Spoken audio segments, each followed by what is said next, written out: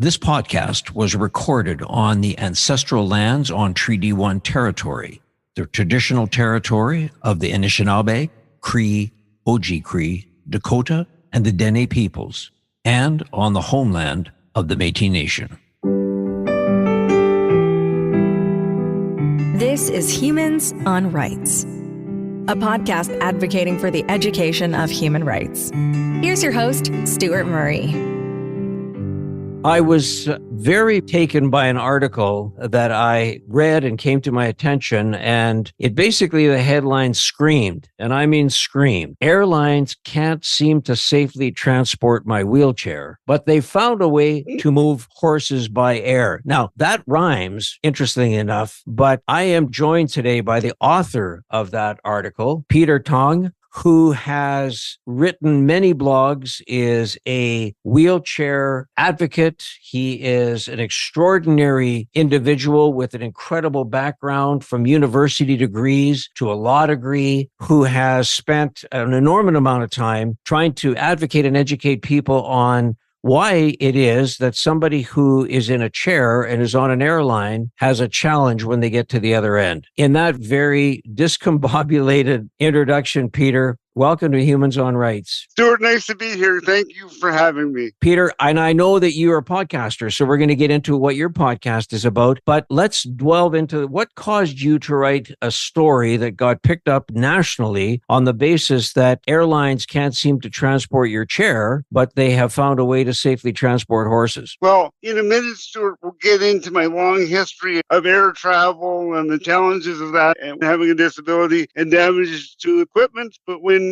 Air Canada proudly announced that they could safely transport horses across the world and even built a stable for horses at Pearson to support this program, it was just so frustrating. Clearly, they can safely move living things and equipment if they want to put in the time and the effort.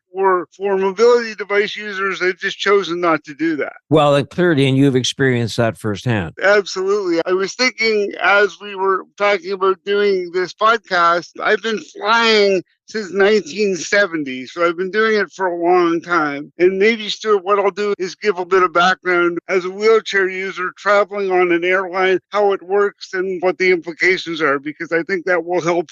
Basically, because I'm a manual wheelchair user, when I book my ticket, I put all that documentation in with the airline to let them know I'm traveling with my wheelchair. It needs to be transported, that I can take my wheelchair to the door of the airplane, but then I need assistance to get to my seat and into my seat and what have you. The first thing that ironically happens is, despite the fact that I've filed all this paperwork, I show up at the counter for whatever airline, and it always seems to be a surprise. "Oh, you have a wheelchair. Are you taking it with you?" Right. Yeah, that's what the documentation was for. So the way that it works is, then from the door of the aircraft, you're then transferred by either airline staff or contract staff, depending on the airport and the airline, into a little narrow chair that I call the Silence of the Lamb chair, because it's like the stretcher that they put our main character into, and you're transported down the aisle and then transferred into your seat, because the aisles on the aircraft currently aren't wide enough to take a wheelchair down the aisle. Then my wheelchair is taken and put in the baggage compartment of the aircraft along with all of the other baggage. And that's a very important point, because a piece of equipment that's fairly large gets put in with all that other stuff, they get damaged on a regular basis. In fact, I would say my wheelchair, when I travel, gets damage of some form about 25% of the time. So every 4 trips, I can count on something being broken. Sometimes it's something that's fairly easily repairable, like a handle or a backrest or something. On at least 2 occasions, I've had my wheelchair completely destroyed where it had to be replaced. Because, number one, there's humans removing these chairs, and they're coming in contact with all of the other stuff that's in the hold of the airplane. So they're in danger. Now, I think the thing that really exacerbates that is the fact that the airlines treat my wheelchair like luggage. If my wheelchair is damaged, which, by the way, is the equivalent of someone breaking your leg, I don't get a nice vice president or customer service person to come and make sure that I'm okay and do I need any support. I get sent to baggage to put in a claim for damaged baggage. And that's the way my chair is treated. There is not a culture within the airlines to understand that this isn't baggage. This is part of me. This is my mobility. And I think I want to stress for your users is for those of us that live in wheelchairs on a daily basis, A, they're custom built exactly for us so that we can sit safely and comfortably and move the best way that we can. And B, they become part of us. For sure. Right? Yeah. So, A, to have that part of me dismissed and treated like baggage is not only an insult, and it shows that the airlines are not giving them the appropriate level of attention and care. And I think the other thing that I would say about that is, Stuart, if I told you that every fourth time you traveled, the airline was going to break your leg, you're probably not going to travel with them anymore, or it's going to become a big cultural, social thing. For wheelchair users and airlines or mobility devices of all kinds, it hasn't become that. There's always a performative apology about how they're going to do better and how sorry they are. Right. But I have proof since 1970 that they don't. So, Peter, let me just ask this. You check in, as you say, you filled out the paperwork as they ask you to fill out. They're surprised when you arrive, which is not a surprise, unfortunately. So then once they've got your chair and you arrive in your destination, let's just pick Toronto as an example. So you arrive in Toronto and your chair is damaged to the point where you can't use it. I understand, as you say, the frustration is now you're dealing with this as a piece of lost luggage versus a piece of who you are and what you need as a medical device. But help me when things are damaged. What do? You rely on this to get out of the airport to your business meeting or your whatever you're going to. What next steps do you do? Well, typically what happens initially is if my chair is damaged beyond the point of use, is the airline will give me an airport wheelchair to at least be able to leave the airport. Right. And then I will make arrangements with the airline either to have my chair repaired if it's in a repairable state and use the bad wheelchair in the meantime, or we will try and rent something that's much closer to my actual wheelchair as opposed to what I refer to as an airport chair, which is the equivalent of a hospital chair, which is basically a big sling with wheels that's not custom fitted. So you can imagine, Stuart, you're a professional. When I'm off to Toronto for business meetings, I'm appropriately dressed. I have my wheelchair. I have my look. I have my professionalism. If I have to show up in a borrowed wheelchair, all that is taken away. That's like you saying, sorry, they lost my suitcase. I'm showing up in my pajamas. Right. Yeah. No, Peter, I know. And I know that the beautiful thing is, and I don't know you well, we're just getting to know one another, but I love that you have the ability to have a sense of humor over something very serious. And I know that you don't say it's funny. It's just you're sharing your experience and you're trying to share how you deal with it, which is amazing, right, so that we can learn from that. But let's get into the learning part of this, Peter. You've been a wheelchair user for how long? 60 years. No, to be correct, 56, because I got my first chair when I was 4. So you've been a wheelchair user since you were 4 years of age? Yes. But that hasn't stopped you. You know, we can talk about the fact you've got a law degree and you like to fence and you're a sailor, which is fantastic. But let's just start at the age of 4. So now, Peter, you're in a chair. Take us through what it was like for you to go from the age of 4 into junior school, into high school, into university eventually. How did you navigate that? And what sorts of experiences could you share with people that you felt at that time? Okay, so to put it into context, I have to give credit to my parents, Harold and Doris Tong. And one of the things that I was very fortunate about, I think, was that I was the last of their 5 kids. They're all very successful kids. And because of that, they always had the attitude that I was going to do everything that all of their other children did. And I think that's a very important point. I don't know if that comes from who they were as people or that sort of order in the family helped, that there was never any question that I was going to do what the other kids did. So I lived in St. John, New Brunswick at that time, city of about 125,000 people, big by New Brunswick standards, but not big by Canadian or world standards. But there was a very good support system for the cerebral palsy community. There were therapy programs. there was a developmental kindergarten, which I managed to go into at the age of 3, thanks to my parents. And it was all the usual kindergarten things and playing with the kids and all that. But then also some very practical things like how to do zippers, how to do buttons, how to get yourself dressed, all of that. So that helped support my parents in learning and teaching. And then it came to the point where I was about to become school age 6, and my parents went through what I have to tell you was a very rigorous testing program and doctor's letters and IQ tests and everything imaginable to petition the school board to allow me in 1969 to start in grade 1. And they were successful. Right. So in September 1969, I started grade 1 with all my neighborhood kids. Fortunately, the elementary school in my neighborhood was very accessible. I don't know how the school administrators were dealing with it, but as far as the kids in my class were concerned, I was just another kid in the neighborhood, right?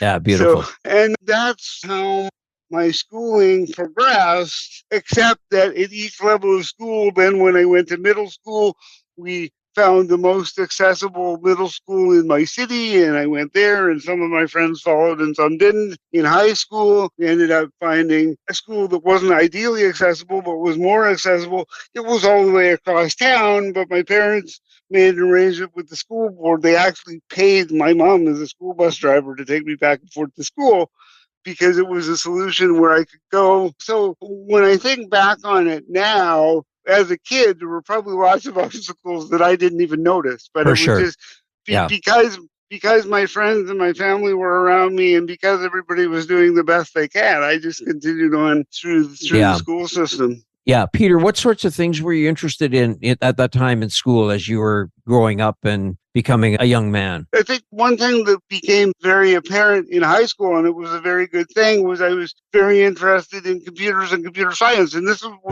was just when home computers were coming out and the Commodore 64 and all that kind of stuff, right? Yeah. Yeah. Which people will recognize the name of. And that's what I ended up doing as my first career. I got a bachelor's degree in data analysis and a master's degree in computer science. And I did a 20-year career at Statistics Canada.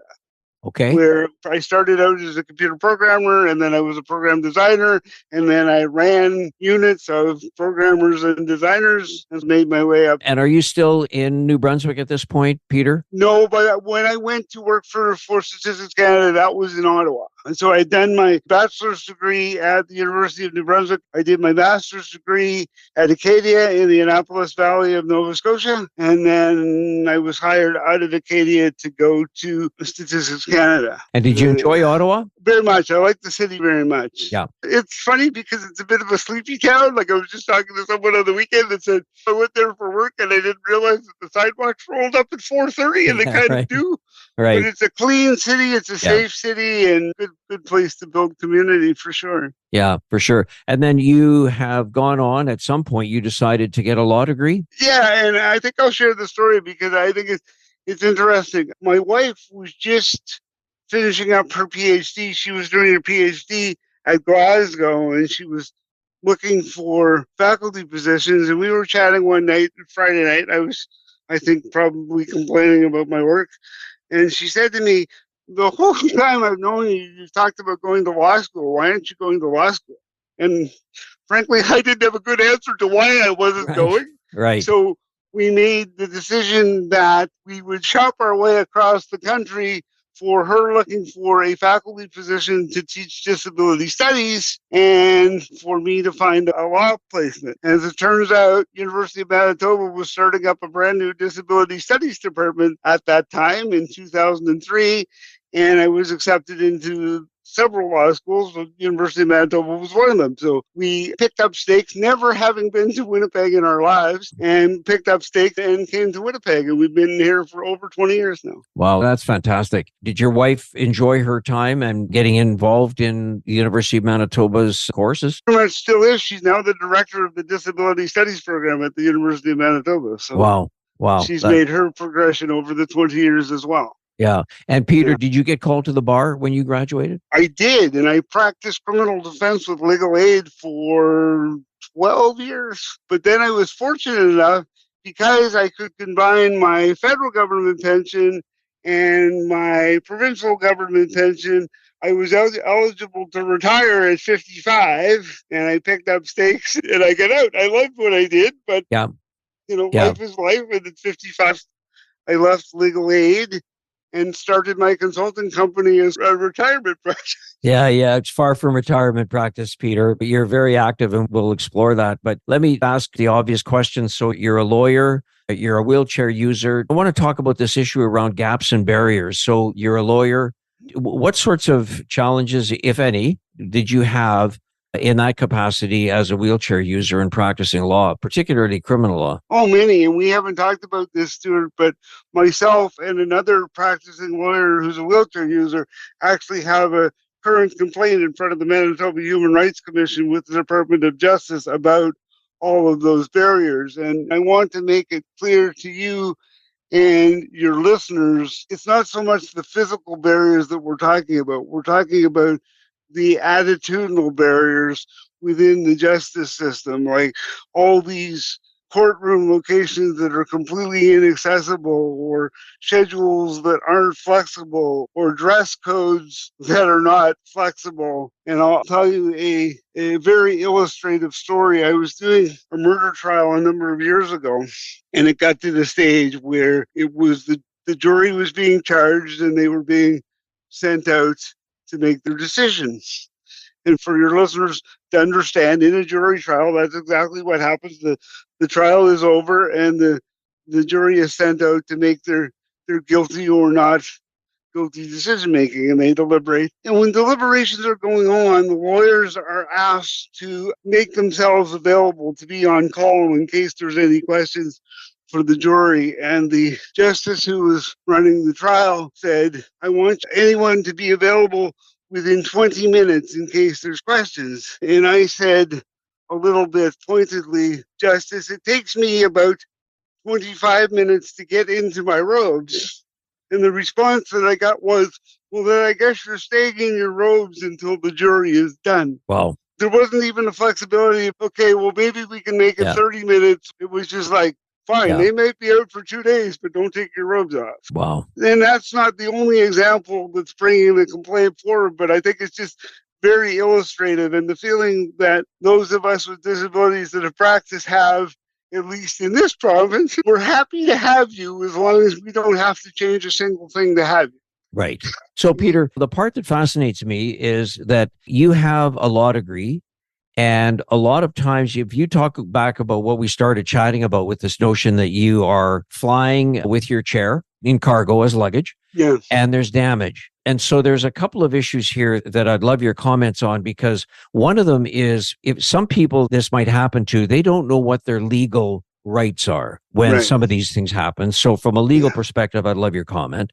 And then for the overarching reason that I wanted you to become on this podcast, Humans on Rights, the element of the human right aspect of people not being treated with the kind of dignity that they deserve. I'd love you to comment on both the legal side and the human rights side, if you would, please. Okay, the legal side, I can give you a very brief answer. People are legally entitled to be restored to where they were before they arrived at the airport. So if an airline damages your equipment or damages you, they're legally obligated to put you back where you were before you came through the airport door. So that's the short answer. Let me stop you there, Peter, 1 second, just to clarify. So because of your experience, as you said, you travel with a chair like other users, other wheelchair users. These are very personal items. A lot of them are custom made to fit different body types. You arrive in your destination, it's damaged. So now legally, they're required to ensure that you're able to move from the aircraft or outside the terminal to where you're going. But their obligation is to give you, basically, as you say, a sling on wheels, which is just a fundamental basic wheelchair. They have satisfied the legal requirements of what they're supposed to do. Is that correct? That part of it, yes. The part that then goes on is they're then required to repair or replace whatever piece of equipment was damaged back to a state that it was in before I arrived. Right. I don't want to get too far in the weeds on this, Peter, but say, for example, you're going to Toronto and you're there for a 2-day meeting. You arrive, your chair is completely damaged. they'd give you the basic fundamental chair so that you're able to perform your duties as a professional to get from point A to point B, from the airport to your hotel or where the convention center, wherever it may be. Mm-hmm. So that's fine. But your chair is so damaged that by the time you get back to get on the aircraft to come back to Winnipeg, your chair is still not repaired properly. Right. What do they do then? Typically, what happens then is I'm provided with airport chairs until I get safely home to where I happen to have spare equipment. And then we go through the process to either repair or replace my existing chair. By that point, I have it back and it's in my possession. And typically, with the support of the airline, I'm taking it to my dealers and my specialists to do the work. But I think one thing that, if your listeners aren't familiar with custom made wheelchairs, you don't turn those around in a couple of days. That's about a 4 to 6 month process. So the last time that I had my wheelchair damaged to the point where it had to be replaced, I was using my spare power wheelchair for a period of 6 months. Now, there's real implications to that because I lost a great deal of function because I was using my power chair instead of pushing. And at age, I think I was 55 at that time, I had to then make the decision that I went out and found a fitness trainer, and I spent a great deal of time getting myself back to the function where I was at. I didn't want to lose my function because of the adaptations that I had to make. So Peter, just to clarify, you use a self-powered chair, which means that you move yourself, but you reference the fact that you had to rely on a powered chair just for a time period. And what that does is it does the work for you, if I'm saying that correctly. That's correct. But so in other words, but you're not using some of your muscles that you normally would use to move yourself around. So you're losing that physical ability as you're in a motor chair. Exactly. Okay. So Peter eloquently explained, as a lawyer would do, the legal rights. Let's dive into the human rights of what this whole issue is, and why are we talking about something of this magnitude in 2023? And specifically, I'm drawn back to your article that talks about the fact that you can transport horses safely, but not people who rely, from a human rights perspective, their medical equipment, which allows them to be accessible or experience life as accessible as they possibly can. What is the human rights element of this that is missing? I'm going to start by giving you the short, blunt answer. This is happening because the airlines don't care. Right. People with disabilities are a problem, and airlines in particular are a business where every dollar counts, every square centimeter of space counts, every extra element of time costs. And they're not willing to compromise on any of that, particularly when they're competing with other airlines. I went through a period of time as I was doing advocacy, particularly around airline travel, more specifically that the airlines were going to get it and they were going to start to make changes on their own. I'm no longer in that camp. I think the only thing that's going to change the airline industry is regulation. They're going to have to be forced to make these changes. Now, we know from research that's being done, aircraft can be set up properly to have a bathroom that's accessible. In fact, ironically, CBC News did a story on some of the new government aircraft and how they had this nice big bathroom on it that the staff all loves because they could change their clothes in it, and the security people particularly loved it because they could put on all of their safety gear in privacy and in a big space. There was no mention of accessibility or access, or the fact that somebody with a wheelchair might actually be on an official government plane. So Right. there's a certain level of irony in that itself. Yeah, no kidding. So we know it can be done. Delta Airlines has already tested seating systems where I can literally take my manual wheelchair onto the aircraft, fasten it into place, and remain in the seating system that's been custom designed for me for the entire duration of the flight.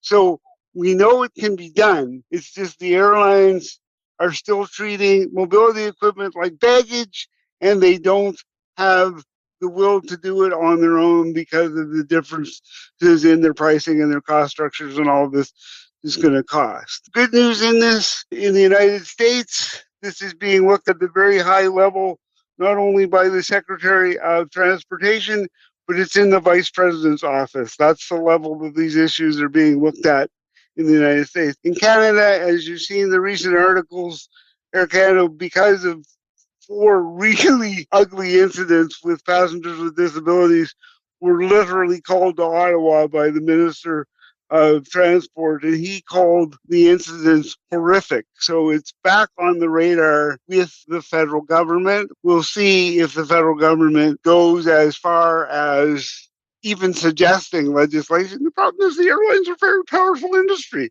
Right. They get a lot of support, from government, because how do all our government officials get around For on sure. the airlines? From business, how do all our high-powered business people get around on airlines, right? So they have a lot of power to push back. Yeah, and I think the element here that is so evident to me, Peter, is that for all of these powerful people that you reference, none of them are wheelchair users. That's right. Because if they were, chances are you and I would be having a different conversation. And I guess that's the part that I find from a human rights perspective that is very frustrating, that in today's age and society, I notice many times we need to have construction in any city. Construction means that there's building, it's improvement, you're employing people, presumably in that building, there's going to be professionals, or it's going to be in low-rent housing, whatever. So we need construction of whatever level it is. But the minute you start to set up construction, immediately what happens is the sidewalk gets removed for safety reasons, but there's no thought about what about our wheelchair users that typically use that sidewalk as their main mode of transportation. It has now been taken away from them. And it's incredible that there's no conversation to ensure that everybody is treated with the same kind of dignity that they respect and should have. Yeah. Now, I can guarantee you, Stuart, that if you were speaking with an official from the city of Winnipeg, they would tell you that they have an official policy on the use of sidewalks around construction sites. But I can also tell you that there's a big difference between having policy and actually enforcing the policy. I know there's a policy, and I know that's the response you would get. But when the rubber hits the road, literally, it still doesn't get me through the construction. Yeah, no, Peter, for sure. So let's talk a little bit about gaps and barriers. You wrote a blog on that, and I want you to explain to listeners from your perspective, when you talk about accessibility, the difference between a gap and a barrier. So a gap is an accessibility element that's missing that can probably be easily addressed, like a single step at a doorway or putting an automatic door opener on a door. So as an accessibility consultant, what I try and do is help my clients identify those gaps that they can then put a plan in place to address. A barrier is something larger, something systemic, like airlines' attitudes towards people with disabilities and treating wheelchairs like luggage. That's going to probably take a longer term and a larger plan and more elements to move out of the way. So gaps are things that are more direct or could be more easily addressed, and a barrier is a larger systemic thing that as a society we're going to have to work together to remove. Okay. Thank you for that explanation, Peter. One of the elements in your bio, you talk about some of the things that interest you, and one of them is fencing. Yes. That would be incredible to watch you in a competition. But tell me, how did you get involved? And how do you practice, or what sorts of ways are you able to engage in a fencing activity? I managed to become involved because I learned through the fencing schools at Sport Manitoba that wheelchair fencing was a thing. So then we managed to put together a number of wheelchair athletes to try it out, and we loved it. So with the support of some local fencing schools and Sport Manitoba. Manitoba is very lucky in the fencing world. Manitoba is a small province. We're not a fencing power, but we have some of the best fencing coaches in the world. And they all took this on board and said, we're going to learn about this together as a group, and we're going to teach. And my only regret about wheelchair fencing is I was almost 60 years old by the time I discovered it. I've been doing it for about a year and a half. I Right. wish I had discovered it when I was 20 years old. I bet. I bet. It's very physically demanding. I It's bet. very good for somebody where manual dexterity and coordination is part of your disability. Since I started fencing, both my manual dexterity and my coordination have improved because your brain teaches itself, right? Yeah. Yeah. As you do. And it's just so much fun. So we have a group of folks that get together, and without getting too deep into the sport of fencing, because we could do an entire podcast on that if it's me, basically it's two people in wheelchairs bolted to a platform. Now that's Yeah. important. Yeah. And we have a sword fight, to put it Yeah. briefly. Now, how that is different from stand-up fencing is that one of the first things you're taught in stand-up fencing is to run away. Right. Right. If Right. you're not in the position you want to be, run away and reset and start again. Right. Yeah. We don't do that. We You can't fight. do that. Yeah. You can't. Yeah. So you learn how properly fight and defend because it's the only option that you have.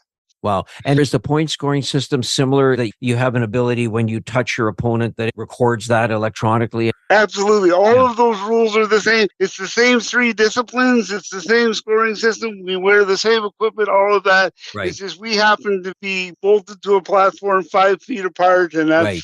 And how you we do it. and you go at it. Okay. Interesting. Yeah. Peter, let's talk a little bit about the fact that I know you're a proud Rotarian. You're wearing your shirt, which is fantastic.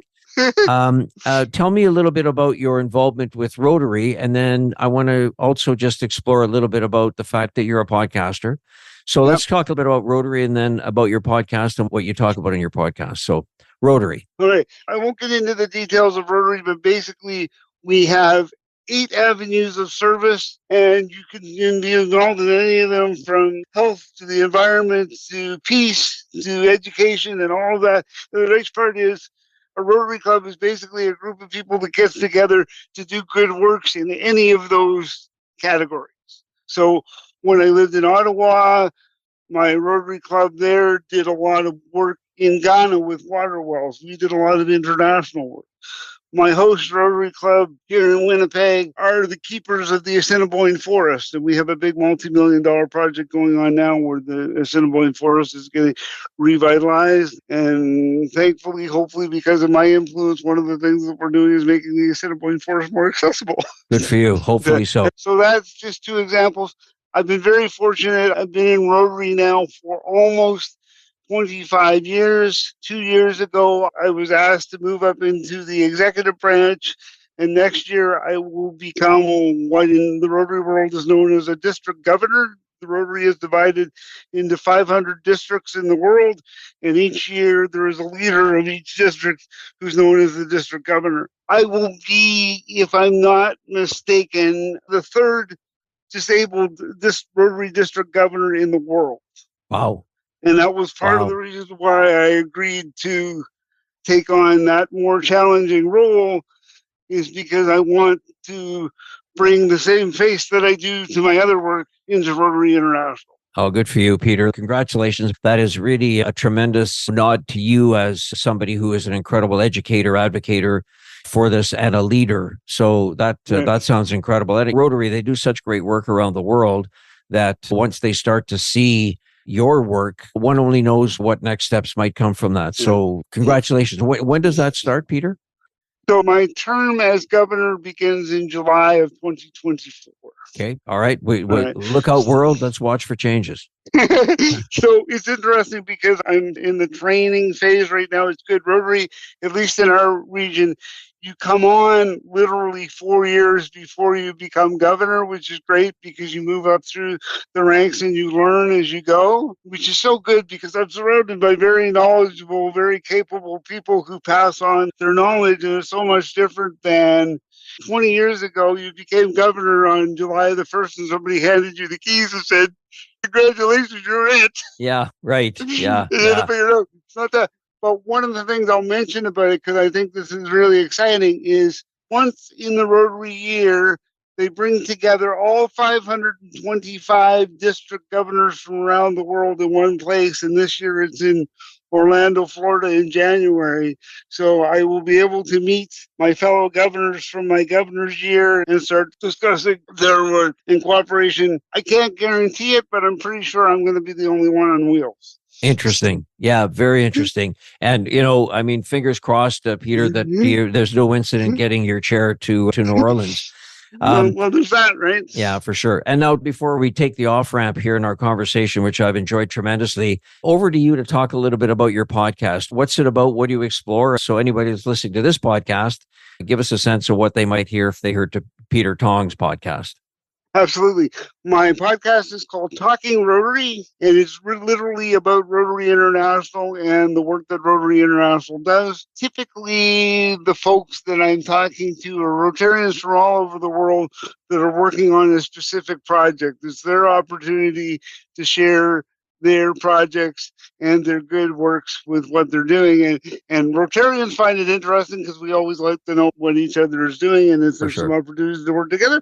But I think it's interesting to people outside of Rotary just to see the things that are being done around the world. And I'll give you a very good example. I was interviewing a fellow from the Toronto area who was providing clean water filtration systems in Laos. And I said, okay, this is great. How many people are we talking about? And he said, I think we've helped 40,000 families. And he said, and he said that in the same tone of 5. Right. So you're a podcaster, you know about those magic podcast moments. And I was like, for sure. Wow. Did you say 40,000? Exactly. He said, yeah, and we're still going. Yeah. Wow. Yeah. How amazing is that, Peter? And I mean, what's wonderful is that one of the reasons I enjoy this podcast, Humans on Rights, is I get a chance to meet people like you, learn from you, share what you're doing to make a difference, both on the legal side and the human rights side. But for you to be in that organization in Rotary, to meet some of your other Rotarians who are international in scope and be able to have that conversation must be very rewarding. It's great. And thanks to the technology like we're using today, I literally get to speak to people all over the world, and I'm happy to be up at 4 a.m. to work with their schedule and talk to a colleague in Australia or New Zealand to hear their story. It's pretty easy to brush your teeth and put on a T-shirt and, have an international conversation. Yeah, no, for sure. That's pretty amazing. So Peter Tong, thank you so much. I know that you're very active on social media, so I'll make sure that in the podcast episode notes, all of your social is tagged there, all of the things that you've done, just so that people that are listening to this, if they want to find you, your consulting, your website, and all of that. But just as we close, Peter, if there was one thought that you wanted to share with those people that may be listening about why they should be engaged or understanding the importance of people that are wheelchair users. And I'm not looking to say in any way, shape, or form, Peter, this is not about feeling sorry. This is about understanding. And if you're going to advocate for somebody, what would you advocate for listeners to get engaged or understand about wheelchair users from a human rights perspective? The largest barrier for people with disabilities of all types, including wheelchair users, are not what might be considered the obvious, the ramp and the toilet or the physical. It's the systemic issues, it's the attitudinal issues that are keeping folks from fully participating in society. So if you run an organization, if you're a government official, if you have a business, or if you're just a community member, do all that you can to help to remove those invisible barriers that really exist so that me and other folks in my community can fully participate. Okay. Well said. And on that note, Peter, thank you so much for your time. And I look forward to our paths crossing, and also 2024, when you become a governor for Rotary. I know you're going to make a difference, and you're going to make such a positive impact on the world. So congratulations again on that. And we look forward to opportunities of catching up. Thank you, Stuart. I appreciate the conversation. Thanks for listening to Humans on Rights. A transcript of this episode is available by clicking the link in the show notes of this episode. Humans on Rights is recorded and hosted by Stuart Murray. Social media marketing by Buffy Davey. Music by Doug Edmond. For more, go to humanrightshub.ca. Produced and distributed by the Sound Off Media Company.